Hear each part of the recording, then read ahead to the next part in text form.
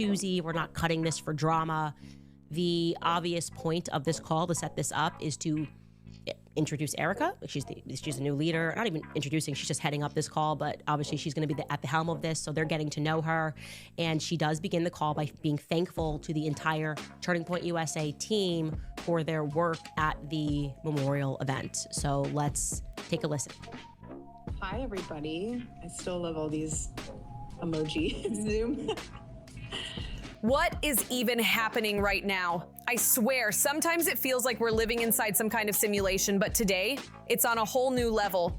Because what I just saw, the leaked recording of Erika Kirk's call with TPUSA employees after Charlie's sudden passing, does not feel like real human behavior. This call took place about 2 weeks after the memorial, and honestly, the vibe is beyond strange. I'm not talking about Candace here. No, what we're about to get into feels straight out of a Surreal movie. The way Erika and certain people around her were acting publicly made some folks online wonder if everything we've been told about this whole situation even adds up. It's like something is way off. I'm not saying it's some wild conspiracy, but you can't ignore how bizarre it looks. These reactions, the tone, the timing, the energy, they just don't fit the picture of what's supposed to be happening. Anyone who's ever experienced deep loss or been near people in that kind of pain knows there's a rhythm to it, an emotional rawness that's impossible to fake. But here, it's just not there. I've met a lot of people in my life in all kinds of intense moments, and this doesn't match anything close to normal human reaction. Something in that whole atmosphere feels mechanical, detached, even unsettling. I can't help but keep replaying it in my head, analyzing every word, every pause, every strange tone, trying to understand what's really going on behind those walls. I've always been able to read people, their patterns, their tells, the little signs that show what's real and what's not. It's like my brain was wired for it. But what's happening right now, I can't match it to anything I've ever seen before. This isn't normal behavior, and that's exactly why it's got everyone scratching their heads. When I heard that leaked Erika Kirk call, it honestly made me pause. I started wondering, who even is she really? What's her story? What kind of person reacts like that? So calm, so upbeat, when everything around her is supposed to be chaos? Something feels staged, artificial, like a performance that doesn't know what emotion it's supposed to express. That's how strange the leaked audio feels.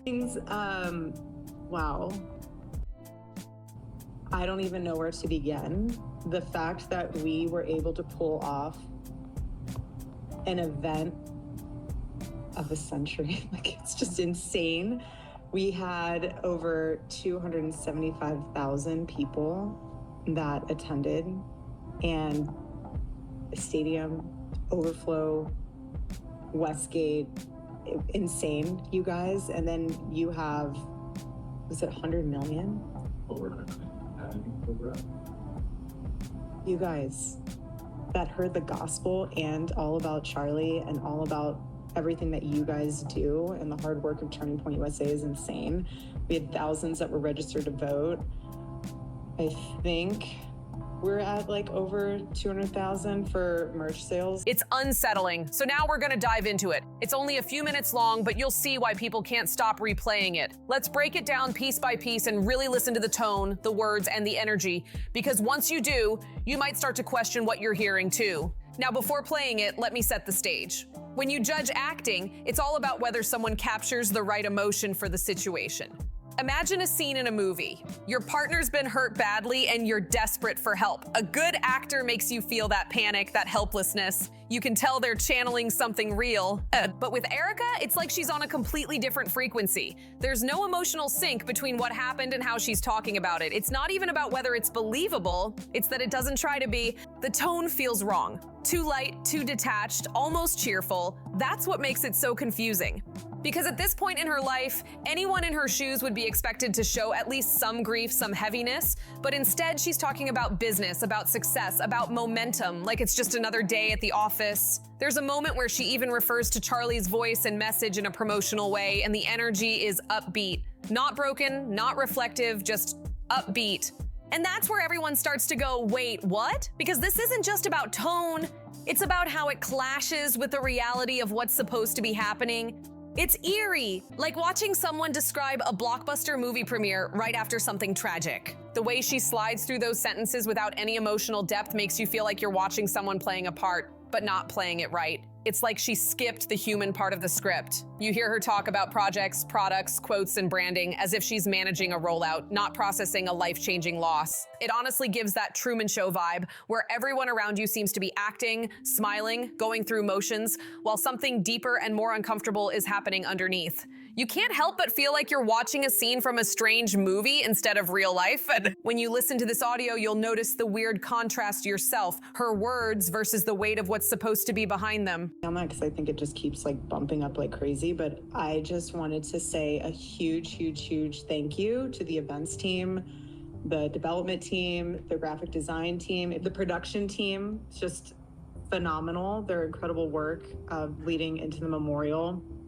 And honestly, a lot of the staff that worked on the memorial, they had 20-hour days for a week during the time of us grieving the loss of my husband. And honestly, I know several staff that didn't even sleep. That mismatch is what leaves people so unsettled. It's not about being dramatic, it's about that undeniable feeling that something just doesn't line up, something about the whole tone of it, it's off. Wait a second, did she really just say that? Like, seriously, you're gonna post something that personal, something that emotional on Instagram right after everything that just happened? That's wild. You'd think the first priority would be reflection, not online reactions. It just doesn't sit right. Not when you consider the gravity of what's going on. Now, to be clear, I'm not claiming Erika's some villain or anything like that, but I am saying the situation raises huge questions, especially with the people she's been associating with lately. There's one name in particular, a figure known for being caught up in some extremely controversial situations overseas, and apparently she's fine touring with him. That's a serious red flag. You can't help but wonder how she doesn't see how bad that looks. And here's where it gets even more concerning, because if you don't at least question that kind of connection, you're not paying attention. The company you keep says a lot about you, especially in moments of crisis. So if everything about this story already feels off, adding more questionable partnerships into the mix only deepens that feeling that something's off balance. Let me explain something that might help put this behavior in perspective. There's a real difference between people who just don't feel emotions like guilt and those who actually seem to enjoy causing distress. Psychologists use the terms sociopath and psychopath to describe that difference.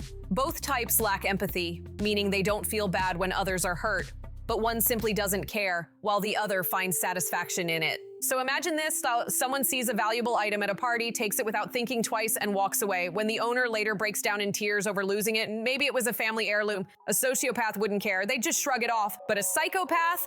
They'd actually get a kick out of watching that pain unfold. Now, I'm not labeling Erika as either of those things, not at all, but I'm saying when you watch how some people react in moments that should demand empathy and sorrow, it can feel completely alien. These are breathing angels, and I'm so grateful for all of you. And obviously a huge thank you to the Mosaic team.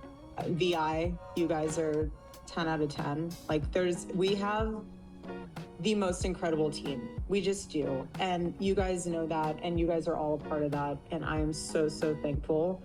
And if you do have a moment and you run into any of those staff members that you know had a role in this, and you know that they put a lot of their time and effort into it, just say thank you. It's almost like they're missing that emotional code the rest of us have. So when you see someone smiling, laughing, or acting upbeat right after a huge loss, it sends chills down your spine because it goes against human nature. And that's what's so strange about this leaked call. Her tone doesn't just seem detached. It's like it's operating on another wavelength entirely. She's talking about branding, outreach, products, and social media strategy, like she's planning a launch instead of processing loss. It's surreal. Then comes the line that made me stop in my tracks. She says, "During the week, we were grieving the loss of my husband." The week? Just the week?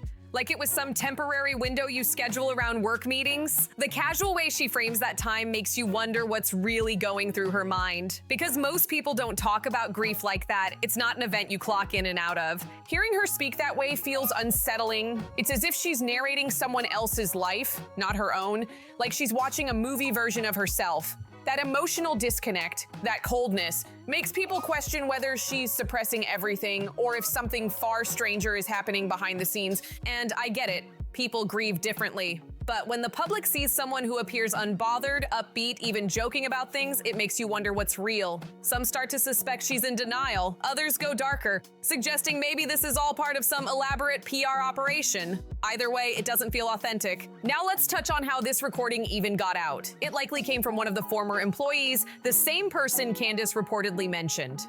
That woman apparently asked Erika directly, "Are you going to tell me why I'm being let go?" And Erika just replied, "No, you just have to go."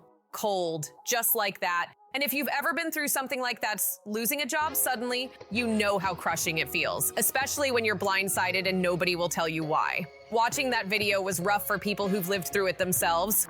But the truth is, it's actually not that unusual in corporate culture. Grateful that while things were still in motion and moving around, that we had our leadership teams provide for you counselors, pastors. I heard there were therapy dogs. Slightly jealous that I didn't get to have any moment with a therapy dog. Breakfast. I was really adamant about making sure that we paid for your flights, for your spouses to be there. That was something on my heart.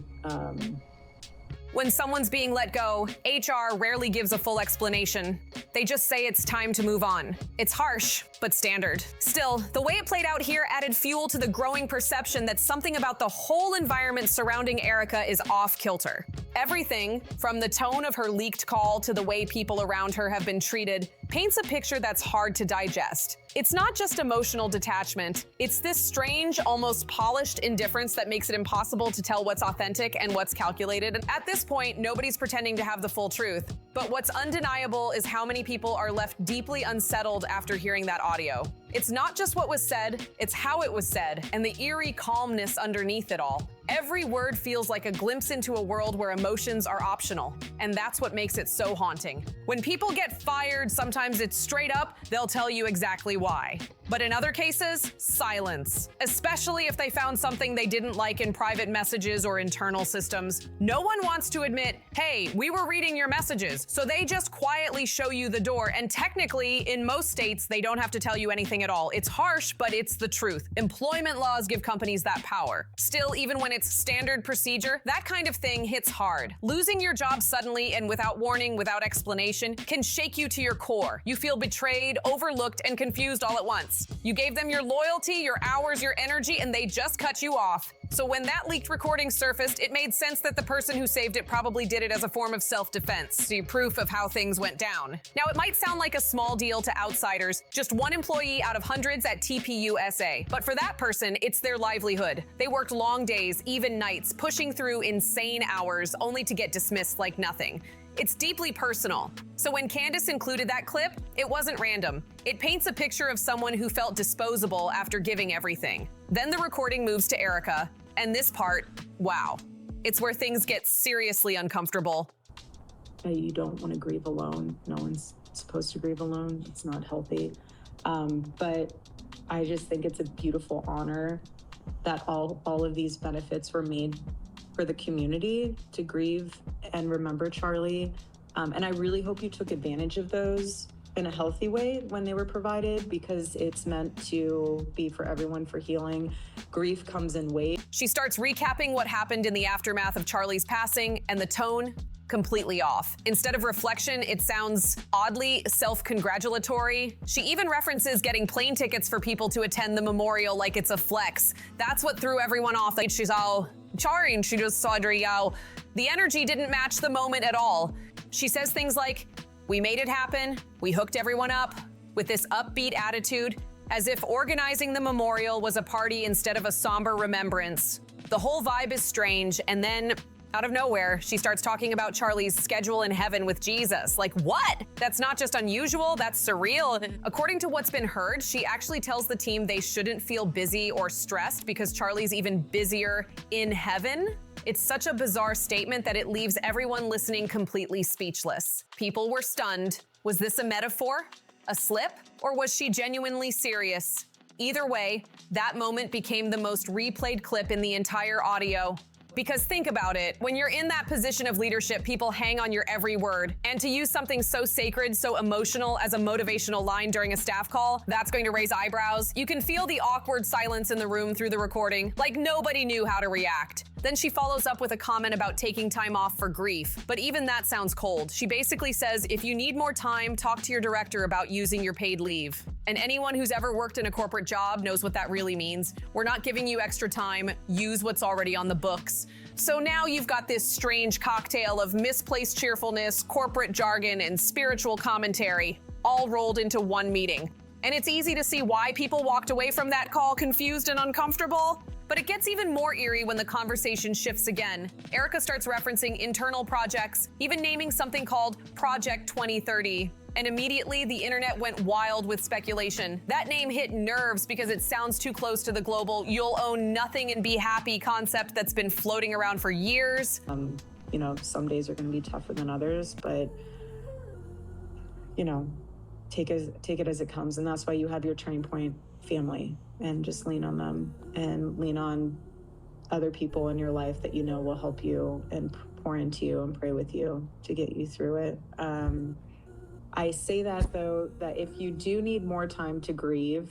So naturally, everyone started asking, wait, what does that mean? What's going on behind the scenes here? Now here's where it gets personal, because the person analyzing this audio, the one breaking it down publicly, flat out says they can't shake this gut feeling that something's off, even to the point of wondering if Charlie might somehow still be alive. And while that's obviously a bold claim, what drives it isn't conspiracy thinking, it's intuition. He explains that his instincts about people have never failed him. He spent years studying human behavior, reactions, patterns, and to him, Erika's emotions don't match the reality she's supposedly living in. He's convinced this isn't how a grieving spouse behaves. Not even close. He describes it like this: when someone experiences shock or trauma, their reactions become easy to read because the emotion is raw and instinctive. Fear, sadness, confusion, it all shows in body language, in voice, in expression. But Erika, her tone feels rehearsed, polished, disconnected, almost like she's performing. And that's why the theory that Charlie might still be alive keeps circling back. He admits it sounds insane, even he's conflicted about it, but he points out that her demeanor simply doesn't fit any normal human reaction to losing a husband in such a tragic way. It's as if she's skipping the grief entirely and focusing only on brand momentum.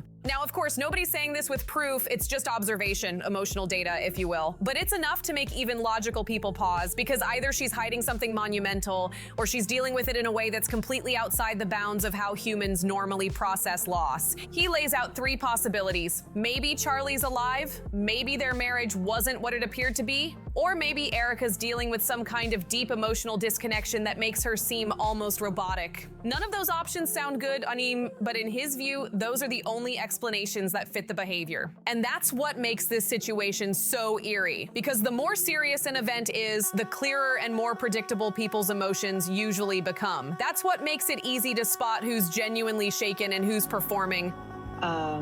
Please continue to use Turning Point USA's network of counselors. We have pastors. I mean, there are so many resources for you.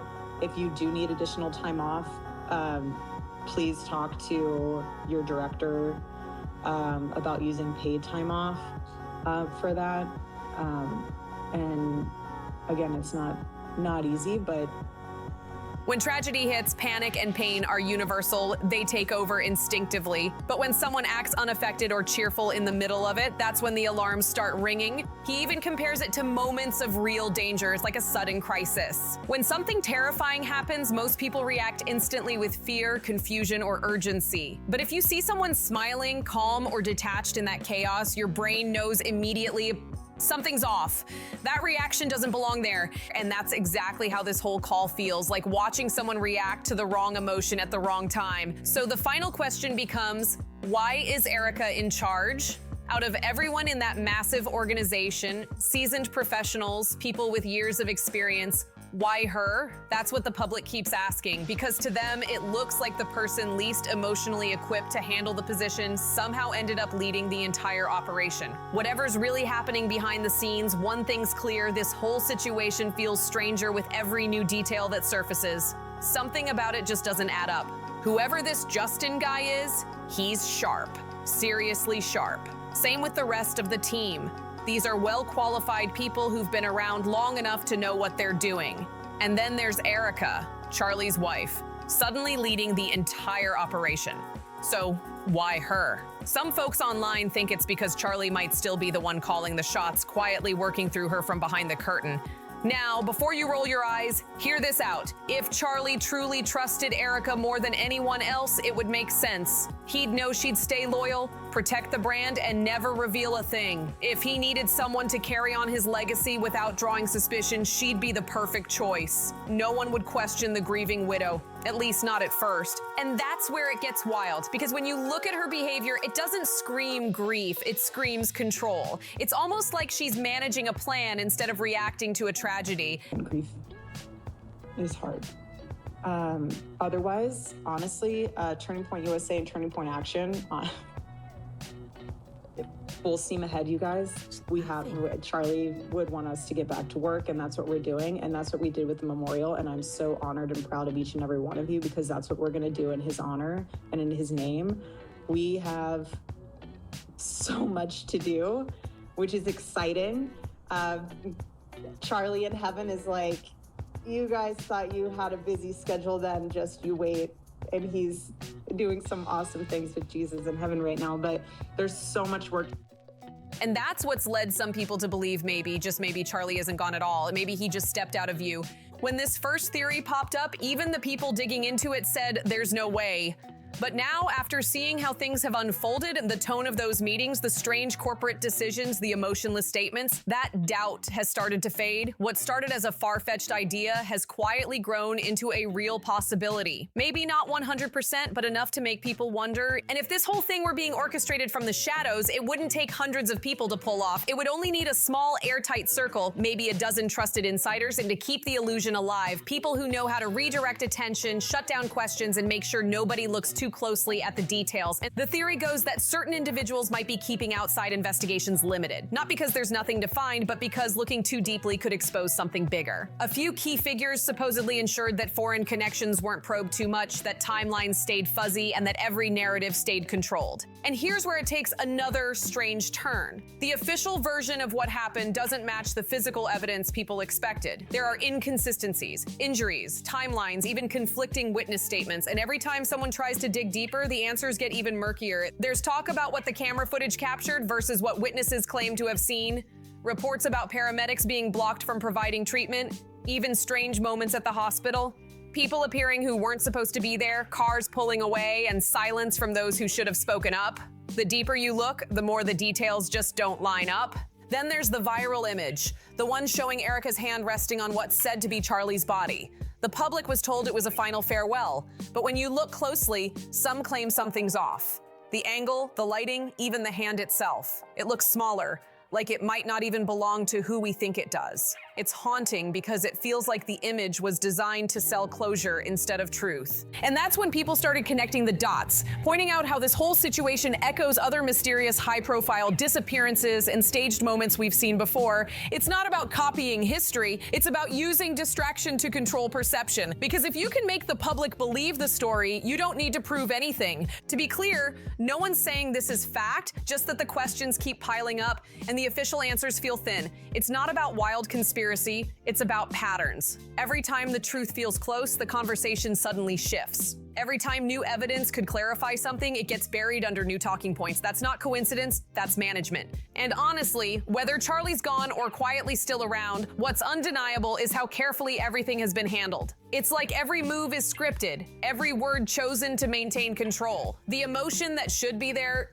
just isn't. It's business, branding, optics, not mourning. Which brings us right back to the start. How could someone like Erika rise to CEO in a room full of seasoned political and business minds? Maybe because she wasn't picked for experience. Maybe because she's the one person who'd never betray the real leader behind the curtain. That possibility is what's keeping this entire conversation alive. Because at the end of the day, something about this story still doesn't add up. The behavior, the timing, the tone, all of it feels too clean, too controlled, too staged. Maybe it's loyalty, Maybe it's something far deeper, but either way, it's clear this mystery isn't over yet. So what do you think? Is there more going on behind the scenes than we're being told? Could this whole thing still be unfolding right under everyone's nose? Drop your thoughts in the comments below, hit that like button if you caught those strange details too, share this video so more people can weigh in, and make sure to subscribe, because we're not done yet. See you on the next one.